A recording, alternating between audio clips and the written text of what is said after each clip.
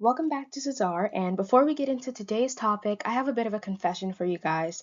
I know the pronunciation of my podcast is wrong, and I knew this pretty early on. The proper phonetic pronunciation of my title is Caesar, but Cesar sounded like a cooler title, so I kind of leaned into it.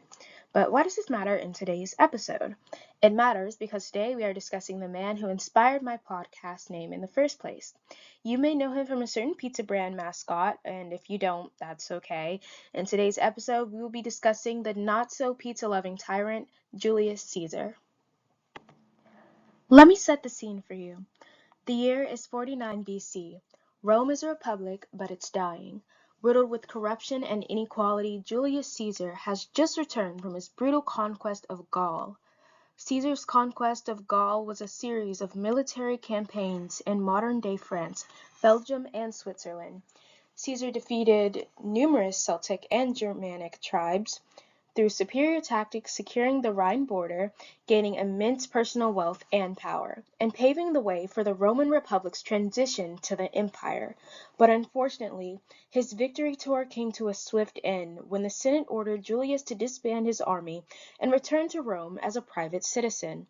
At this point, the government was over this guy and they just wanted him weak and vulnerable. But Caesar had other plans. He decides to cross the Rubicon River with his loyal 13th Legion to initiate a civil war against Pompey and the Roman Senate and secure his political power. When Caesar marched into Rome, he didn't just win a civil war, he seized the state. He didn't want to be a king, he was too smart for that, but he took something more dangerous, power and authority. In 44 BC, he was named Dictator Perpetuo, or Dictator for life. Imagine no more elections, no more checks and balances, just Caesar ruling from a golden throne forever.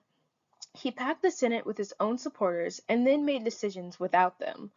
Yet he used that absolute power to help the masses. He redistributed land to the poor, canceled crippling debts, and overhauled the calendar. He was, in essence, a dictator for the people. However, Caesar's popularity didn't sway the elite. By accepting the title dictator for life, Caesar had effectively killed the republic and replaced it with personal dictatorship. He was acting like a king, and in Rome, kings were enemies. In the next episode, we will finish this riveting story about Julius Caesar. Until then, I'm Layla, and you've been listening to Cesar.